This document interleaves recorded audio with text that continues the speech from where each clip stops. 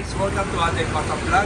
Excited kami ipakita sa inyo ang interior nitong Kia Carnival 2025 na HEV. 2022 up to 2025, pwede namin i-modify yung loob. Karamihan kasi ng owner ng bagong HEV na Carnival na ang variant mo ay yung 2.888 na variant na HEV. Yung upuan na stock, hindi ganun kasarap upuan. Pero yung higher model ng Kia Carnival, masarap upuan. So gumawa kami ng variant para lang kung binili mo ay yung entry level, ano ang magiging. Pero ang papakita ko sa inyo, ito yung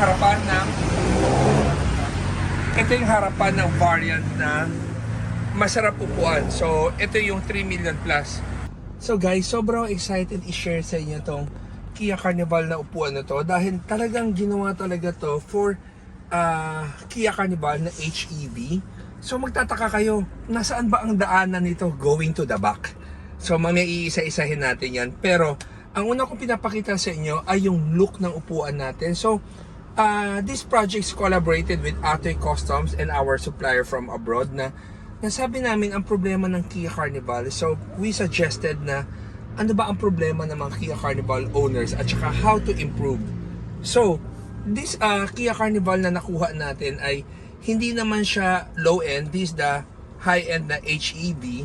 Pero we're just showing you na whether you have high-end na HEV na variant, still, pwede namin kabitan ng captain seats na ganyan at saka may sofa bed sa likod. So magtataka kayo, di ba ang stock ng Kia Carnival yung foldable yung upuan niya sa likod. Tapos kung gagamitin mo, tsaka mo iangat. Pero di ba, hindi siya ganun ka-komportable. So, ang nagiging perfect lang na nakasakay sa Kia Carnival na stock ay seat number driver 1, 2, 3, and 4. Pero yung sa likod mo, it's either lagayan ka na ng gamit or kung may family ka, tiis na lang yung mga nakaupo sa likod na naka-sit upright. So, mamaya iisa-isahin natin yan. So, ano ba ang function ng upuan ng Atoy Customs? So, nandito pala yung controller. Okay. Pag binuksan mo siya, ito yung mga controller niya. So, una kong gagawin ay papakita ko yung footrest mo na. Aangat ko yung footrest niya para makita nyo kung gaano ka angat ang footrest niya. So, angat ang footrest niya ay angat na angat. Kaso matangkad ako. So, ito na yung sagad na ito assuming lang kung ang driver ko ay matangkad. Ngayon, kung sakali ang driver ko hindi man ganun katangkad, subukan ko dito sa kabila. Okay.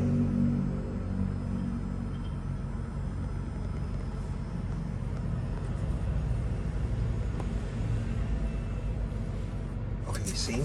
Lipat lang ako. Ito, mas tama to. Kasi, pagka mas patangkad ka, dapat umupo ka sa right side ka upo. Kasi sa right side, hindi siya driver. Kung mag-asawa, mas maliit ang babae, sa left side dapat sasakay ang babae, sa right side sasakay lalaki.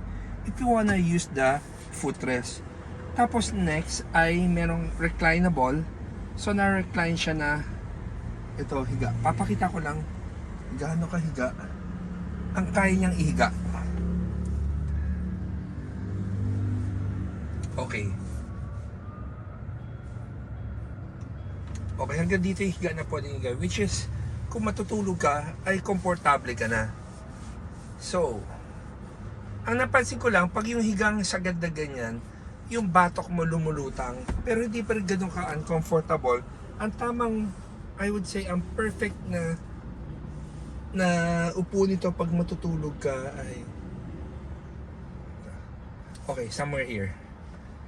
So ito yung upong kung babiyahe ka, makakatulog ka na ng komportable or papalitan mo siya ng Atoy headrest para salong-salo yung sa batok mo. So next, ang ipapakita ko sa inyo ay bababa ko man itong footrest and then isi-sit upright ko siya.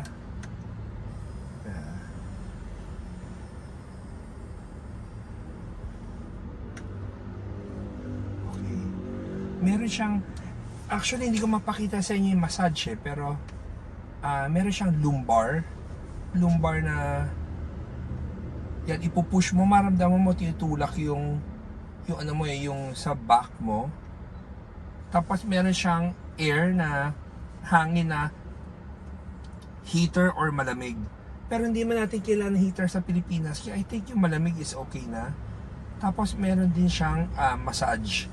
So yung massage niya, yan, nararamdaman ko, hindi niya maramdaman eh. Pero meron din siyang memory na if you wanna set it, set 1 or set 2. So yan yung nagagawa niya. Tapos pag hininto ko na, sorry hindi niya pala makita. So next movement ito, ang magtataka laging tao, teka, nagbebenta kayo ng upuan, meron kayong third row. Pero paano pupunta ang tao sa third row? So ito ang kinagandahan, ito yung pinag-isipan ng mabuti. So I'm happy to share to all of you na una to sa Pilipinas. So itong project na to, hindi kasi kami bumibili sa supplier namin sa abroad na basta bumibili lang kami ng upuan. Talagang pinapakita namin sa kanila ano ba ang need ng isang owner ng sasakyan like this Carnival. You want to have a very comfortable seat so naangat mo yung leg rest mo, nakakapahinga ka sa biyahe. At the same time, relax ka. Paano naman kung may sasakay na sa likod? Yan yung next na pag-usapan natin. So, I want to show you guys ang ginawa namin na movement na upuan na to. So, nakita niyo yung daanan na to, 'di ba? Parang impossible makadaan yung tao. So, we want to show you itong nagawa namin. Nakita niyo dahan-dahan lumalaki. Habang nagmo-move forward siya, pati ako nahihirapan na. Okay, so pag nag-move forward siya, nakita mo ang laki na ng daanan na. Itong daanan to, talagang ito yung pinaghirapan namin gawin with our supplier. Paano iisipan ng magandang movement ang upuan mo na without sacrificing yung daanan. So, actually itong daanan palang pwede na eh. So, demo ko lang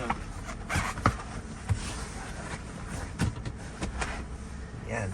So, pag nakupo ka sa likod, meron ka pang leg room. Pero mamaya na tong upuan sa likod. Babalik lang ako dito sa harapan. Ano naman ang natirang legroom?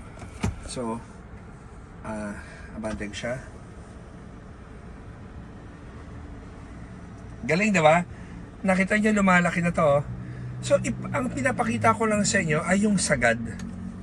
Yung sagad na daanan. Nakita niyo, ganun nakalaki going to the back. So, ang technology nito ay collaboration ng ating customs at saka yung supplier namin sa abroad na ginawa namin ng paraan itong Kia Carnival. So talagang specific, ginawa namin tong design na to for Kia Carnival. So yung mga may Kia Carnival na 2022 and up, sobrang perfect to. Pero yung 2022 and below, I'm not sure kung gaano ka eksakto to. Kasi ito talagang yung buong flooring nito, sinukat namin yung brackets exactly para for this body type. So punta naman tayo sa likod. So guys, kung makita nyo, lahat ng brackets namin ngayon, nakikita nyo dito sa ilalim, hindi pa namin tinatakpan yan. So ito yung unang kabit namin na Kia Carnival na upuan na captain seats. Bakit namin ginawa to? Kasi puwera sa daanan, kapag ikaw ang may-ari, nakaupo ka sa upuan mo na nakaatras at lalabas ka na sa sasakyan mo, pag nakaslide siya, mahirapan ka rin lumabas dahil gagapang ka. Imagine mo ganyan kalaki nung di ba kanina talagang makita mo sikip na sikip. So it will always depend kung ano ang uupo. Ang original na rear seat ng Kia Carnival ay hindi ganito. Yun di ba yung galing sa ilalim, inaangat mo yung upuan. So, papakita namin sa inyo itong naging 3-seater, 1, 2, and 3. At saka yung upuan na kinabit namin ay identical with the harapan. So, kung gusto mo palitan ng buong set, pwede. So, buy the low-end variants ng HEV. And I think perfect itong upuan na to. So, ito pag binaba mo to, nakita mo ang luwag ng lagayan sa likod na gamit. Ngayon kung gusto mong matulog na sa likod, i-slide back mo lang siya. Hahanapin mo lang saan ka pinaka-komportable higa. So share ko lang sa inyo gaano kahiga ang kaya niyang gawin. Bago tumama sa plastic na to, I think this is enough na eh. So yan o. So ito tulog na to, kung gusto mo matulog, yung isa hindi ayaw matulog, so hindi kayo magkakaagawan. So sobra kaming happy sa paggawa namin ng upuan na to na gusto namin i-share sa buong market ng Pilipinas. Dahil yung mga may Kia Carnival, naiintindihan namin yung problema ng owner para ma-solve yung buong family na komportable lahat ng upuan. Kasi usually pag may Kia Carnival, mag-aagawan yung whether magkakapatid or family members doon sa dalawang upuan. Walang gustong umupo sa likod. Not unless kaya binili na itong Kia Carnival na to dahil para sa dalawang tao lang, and then emergency seat lang yung panglikod. So we're opening a new door para sa family of 7 na the reason na ayaw nila bilhin yung Carnival because yung upuan sa likod hindi komportable at mag-aagawan. So by using this setup, makikita nyo na saktong-sakto yung pinoproblema ng karamihan na sa Kia Carnival na hindi makaupo ng tama, na-solve na rin natin. So guys, sakali maging interesado kayo dito at give comments also kasi this is our prototype. We only have about 10 sets of this. So if something you guys wanna improve, pwede pa natin gawin. So pero as of now, feeling ko maayos na lahat eh.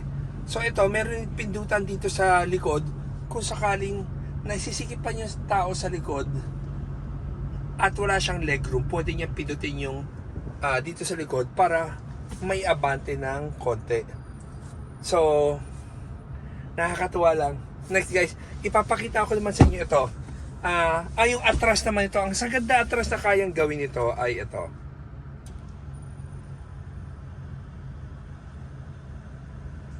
Pag sinagad mo ng atras,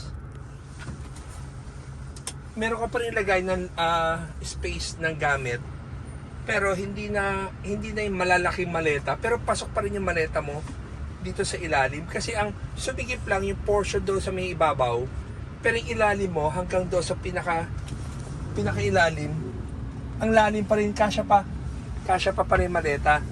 So next, ito ba sa harapan, babalik ako dito. So ito yung naka sit upright, at saka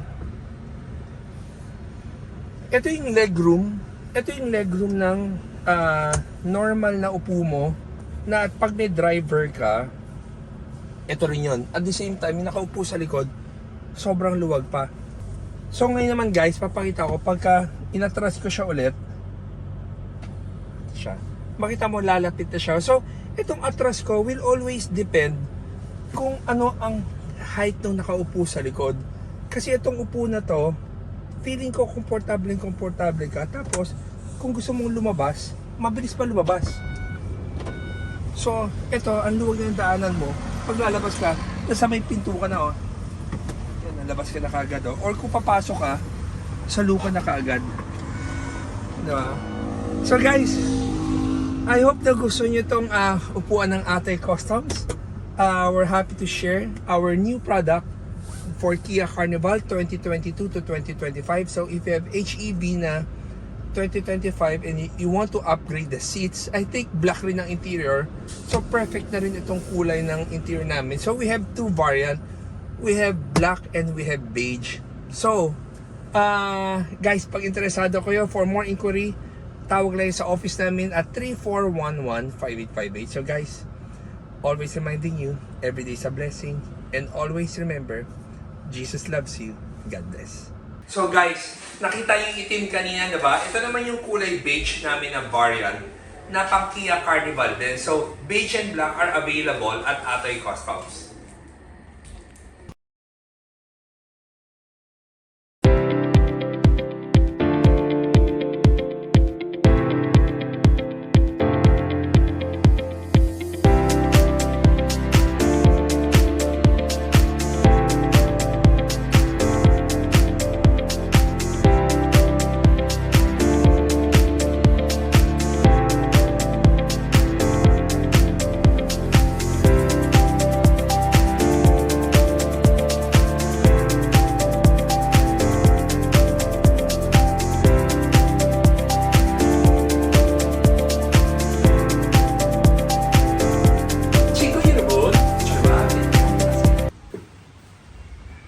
Ato headrest. Het Koro, Philippine Kupoje Changtung.